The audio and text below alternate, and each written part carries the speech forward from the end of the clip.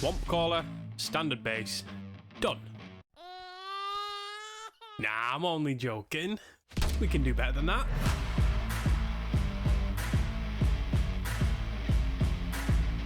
We've got bits and pieces that all orcs love.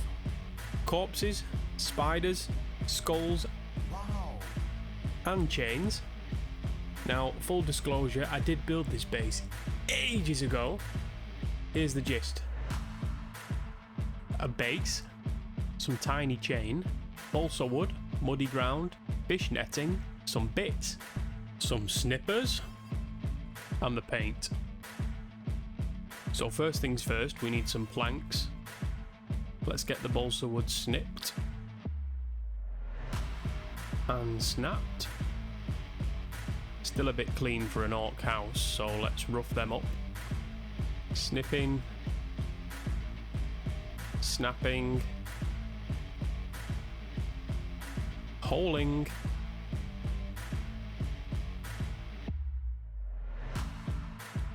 and gluing. For the structure, we need some beams and stilts. We need thicker balsa wood for that.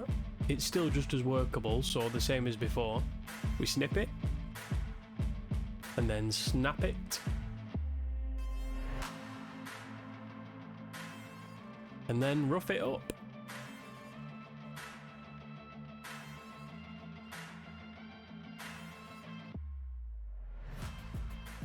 Now they're glued in place, we add the decorations. Chain snipped to size. Glue one end. Then glue the other. And grab the fish net. That can be from a fish or your girlfriend. Maybe it's both. Snip snip. He actually stole this fish net from a fish nursery. Unbelievable. Now we glue that in place. And then we need the muddy ground. This is the best product I own, I think. I use this everywhere to cement things in place, to build up the ground, add a thin layer for texture. It is unbeatable. Just scoop it and squish it around with the end of the paintbrush. And then when you've got your mound, squish as required. And then we'll spray it grey. Look at that, they're basically twins. Now you can stick around while we paint Cranky, or jump ahead for the base. So step one, as everybody knows, base coat. Got the skin, clothes, accessories, the bowl, and the staff.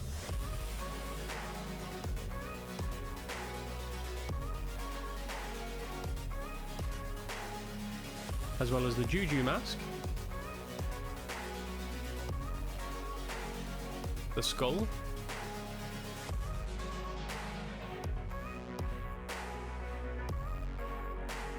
and the smoke.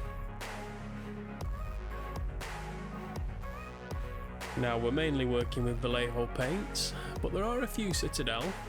Don't worry. Games Workshop, please don't shoot me. Now that he's all base coated, let's see how he's looking so far.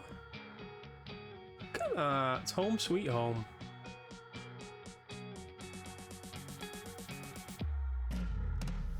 Now we need to alter the texture on the clothing. This involves a lot of back and forth. Tiny brush strokes. Essentially, you're making a mess. Over and over in gradually smaller layers with gradually lighter colours. Initially, you'll see very little difference, but that is intentional. Or so we say. As we move on to leather brown, it'll start taking shape. You'll notice we're moving from brush strokes to stippling. Just remember, trust the process. It might look a mess, but by the end, it should look okay.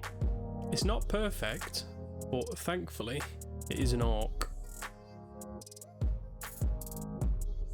Next up, we need the Devil's Juice, Agrax Earthshade, with some thinner medium so it's not as harsh.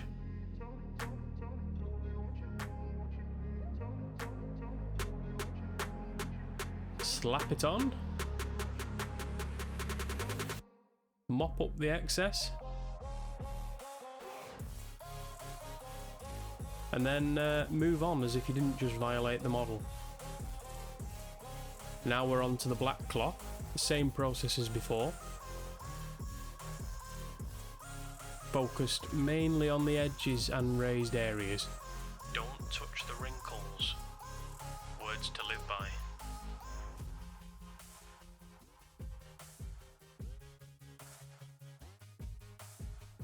Again, stipple, stipple, stipple.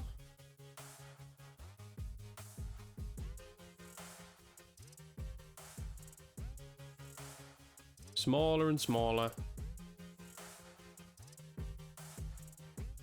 Lighter and lighter. Until you think, good God, what have I done to that? Now your best bet with something like that is to pretend that it was intentional. Which it was. A quick mix and fix.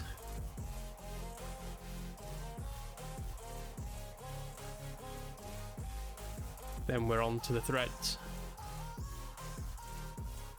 These kinds of details make for short, sharp contrast on a model like this. Oh, look at it go.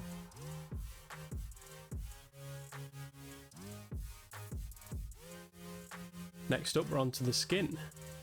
So we need a lighter mix of green.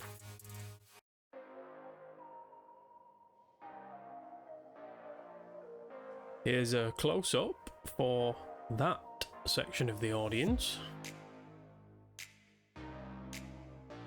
Don't worry, relax, more of those later.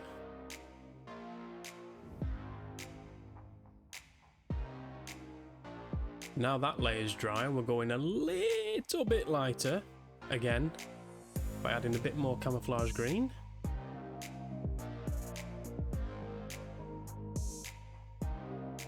We'll let that dry. And then grab my fermented pot of Athonian Camo Shade. It doesn't necessarily have to be over 10 years old, but it does help. We get the skin covered, toes, fingers, cheeks, all of it. Now we need a dry brush, a very expensive dry brush, also known as a cheap made in China makeup brush. Also toilet or kitchen roll, that's your choice. Given that half of the videos on YouTube are how to dry brush, I don't think you need me to tell you, but essentially wipe most of the paint off on the tissue and then swipe away. Then we grab a fine brush and top up the very highest point. This fellow is looking a little bit gummy, so it's time for some dentistry. Charred brown initially, it's got to get worse before it gets better. Then khaki.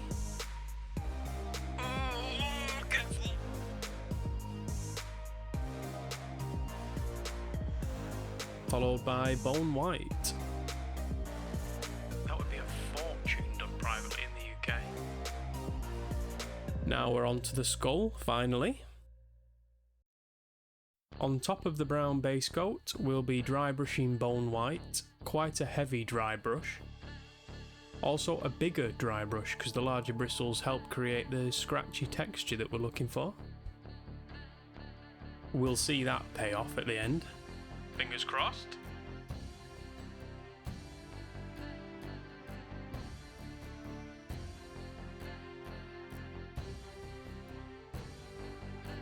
Much like the skin, we're using a fine brush to top up the highest points on the skull.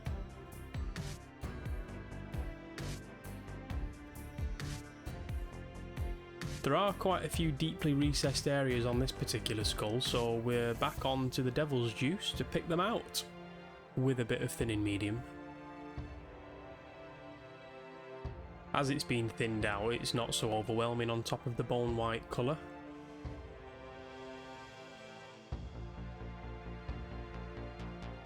So we'll let that dry before round 2. And then we're at it again with another dry brush.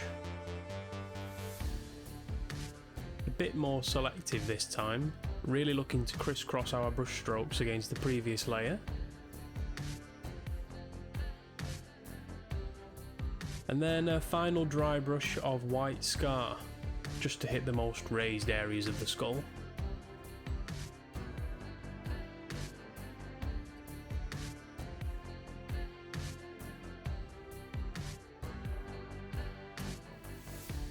A final coat of thinned Agrax Earthshade, and that's the skull done.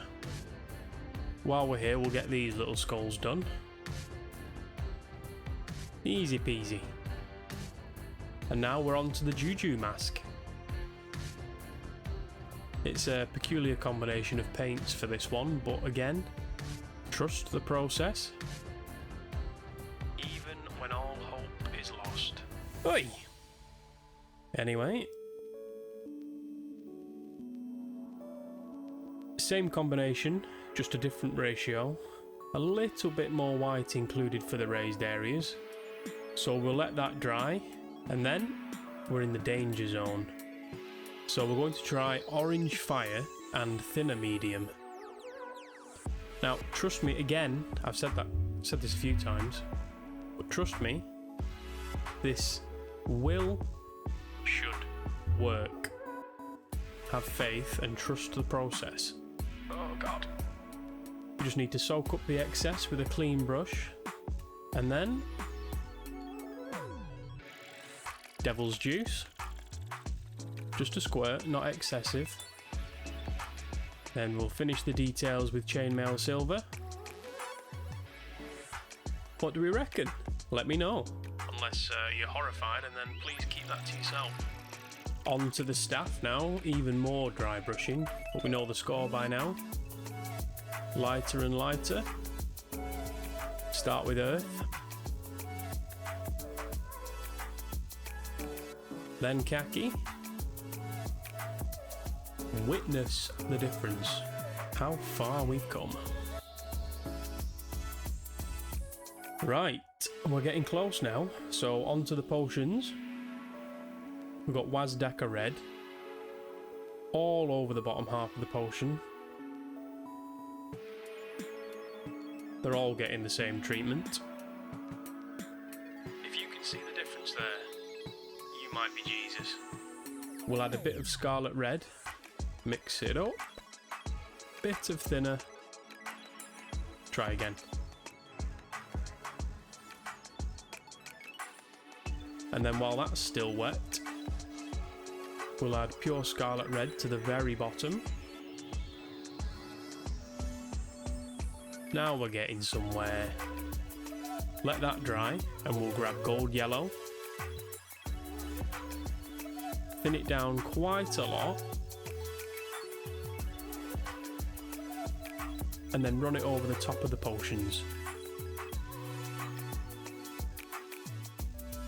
Particularly around the neck of the bottle.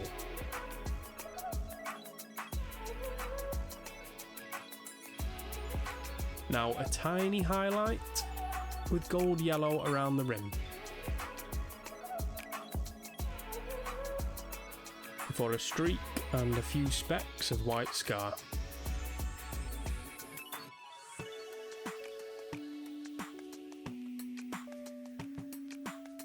To finish these off, we'll mix Scarlet Red and Terracotta for a very dark, dingy red. Thin it down and paint it on.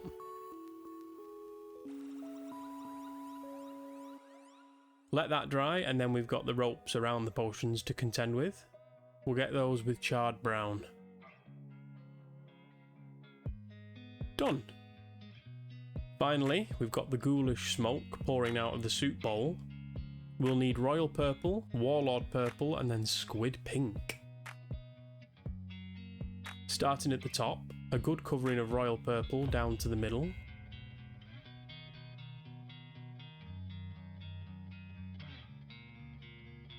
And then, before it's dry, we intercept that with warlord purple.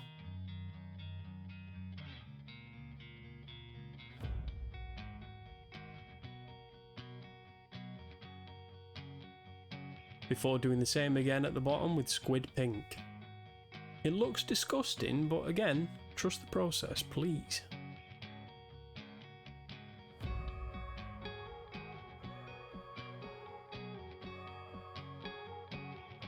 Let that dry. Oh, look what time it is. ASMR. Never trust the government. Wow.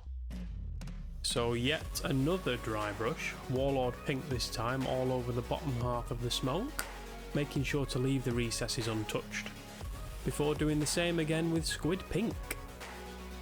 Now you could stop here, but we need it to look a bit juicier. So we're back to a fine brush to top up the highlights.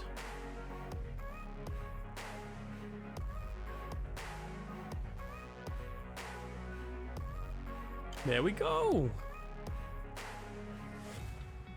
And before we forget, let's get these skull stalagmites and rivets sorted. Bright bronze for the rivets.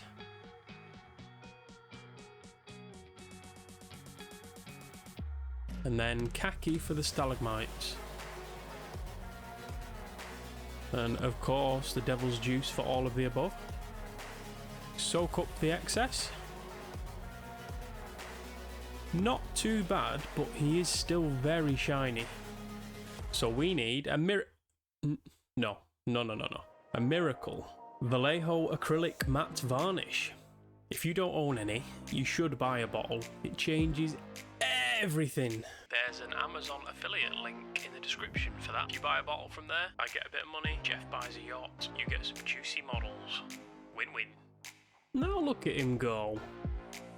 Let's check the skull. Beautiful. Right, that's cranky done. Now the shack. So step one, again, base coat everything. The wood, the spider, the spider's leg, the metal, the sack, and the moon. Never forget the moon.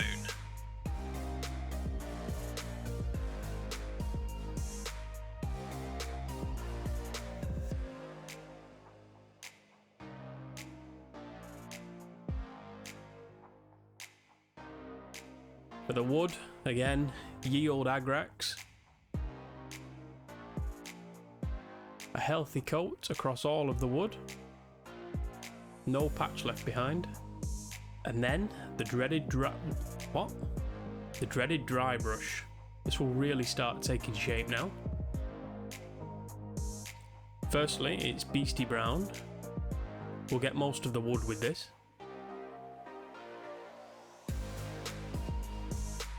And then earth.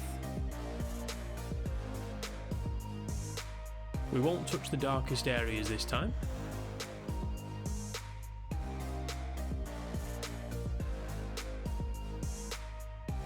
Finally, for the browns, we'll use khaki and just hit the edges.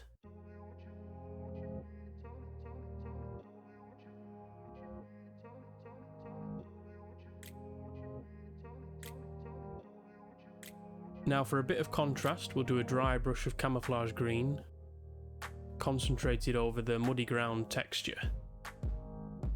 Is it moss? Algae? Or orc eggs? Nobody knows. Next up, Athonian camo shade. We'll dot this around in a few places to add a bit of grime.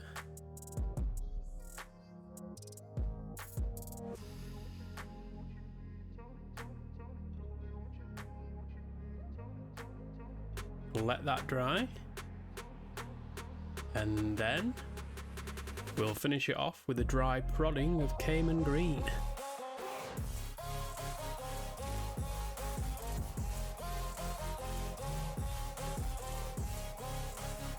Oh, Oh, fantastic. Now we're up to Stuart. You can see there all the times we've caught him with a brush while doing more important things. Those stains and marks will actually come in useful here. It's no great effort to paint Stuart. It's just a wash of Athonian camo shade all over. He loves a bath.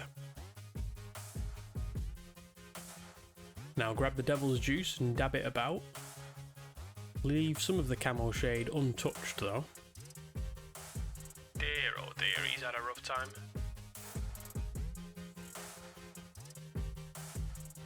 Onto the metal, we're using tinny tin, thinned down quite a lot. We're essentially washing the chains with this. Then we'll use hammered copper and make a mess.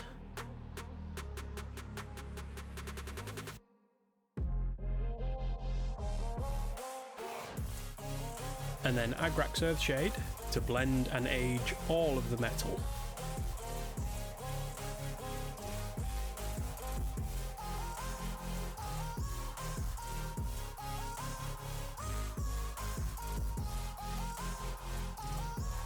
And the spider's leg, we'll give that a coat while we're here.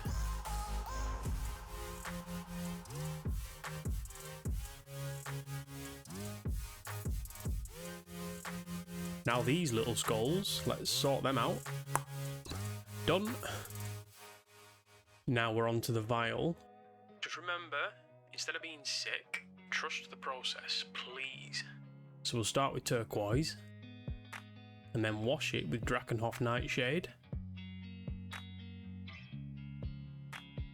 Let it dry, and boop! We've got a dull marble effect. Now we need to darken the bottom corner where it's sat against the window frame. So we'll add some black to the turquoise and do a couple of layers. Next up we need some distorted light. We'll start with a cross in Baharoth blue.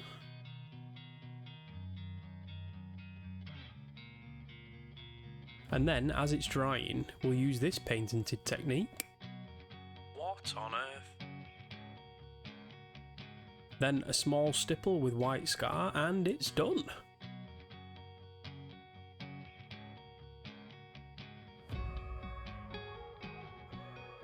Onto the moon, we'll give it a fresh coat of plague brown. Let that dry and then go over the whole thing with Agrax Earthshade.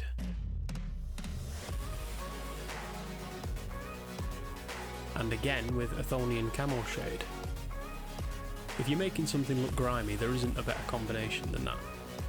Now we need to pick out the netting over the top. So we'll start with a dry brush of Cayman Green, making sure the bristles only hit the netting. The same again with khaki. And there we go! It looks like it's been there forever. Next up is the spider's leg. We're going to have a gradient from orange to red to black, I think. We'll start with the black, and because it's such a harsh colour we'll take most of the paint off on the tissue. Then we'll start at the other end with orange fire, and then we'll dry brush our way back up. Ta-da! Now the elven helmet, we'll thin down some turquoise and brush that over the chainmail silver. Done!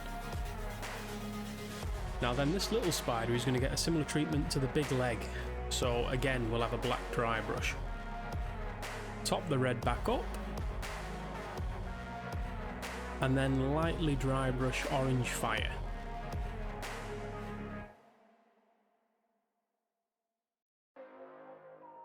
Finally we'll add a black stripe to that booty.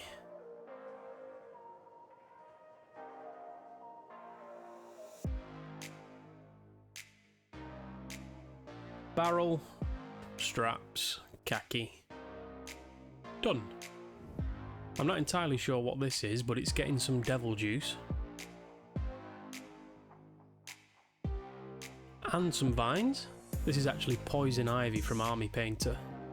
It works better if you tear it rather than cut it, because then it loses its rigid shape. Let's have a look. That might be a bit much. We just want one strand. There we go. Place. Perfect! And he's prodded it. He always has to prod.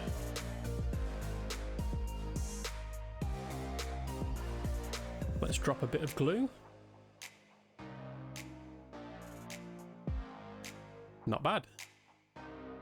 To finish off, we've got that swampy ground. We need to paint the base of the pond, so we'll use camouflage green. 10 out of 10 camera angle.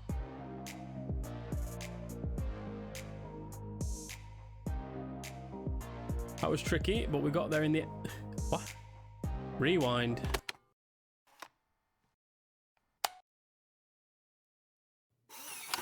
Who the hell put that there? That could have been a disaster. Luckily, we've got Milliput. Mix the components together. Push the worm in the hole.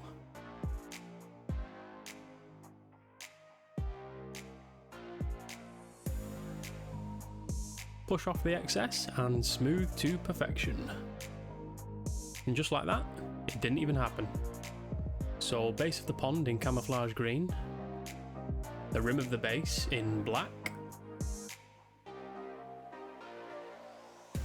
Once they've both dried, Athonian camo shade over the pond. This should pool along the banks. Now definitely let this dry because the next step isn't friendly. It's resin. Oh god! We need a suitable science grade container.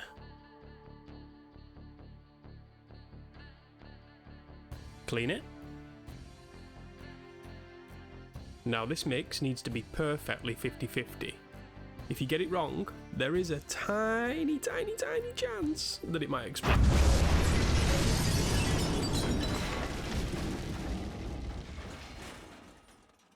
Please don't smell the resin, and definitely do not eat it. The best method to colour this resin is with a tiny little drop of green ink. Now do be careful, you do just want one single... Right, whose idea was that? Well, the best method to colour this resin is with a big accidental squirt of green ink.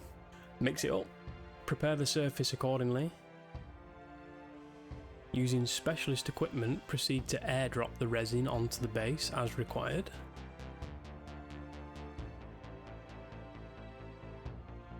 Smashing!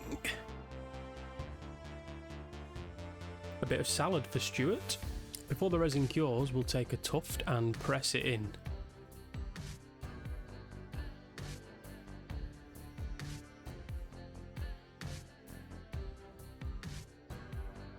Now, finally, we need G at matte acrylic varnish. All over the base.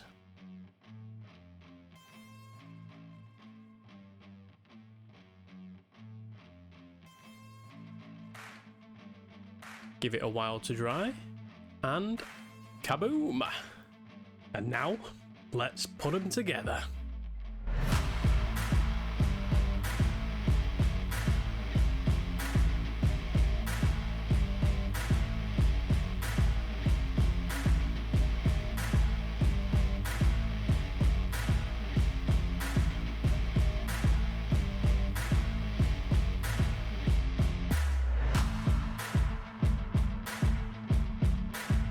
Right everyone, thank you for watching. It's been emotional. Thank you and goodbye. Please like and subscribe. New video coming soon.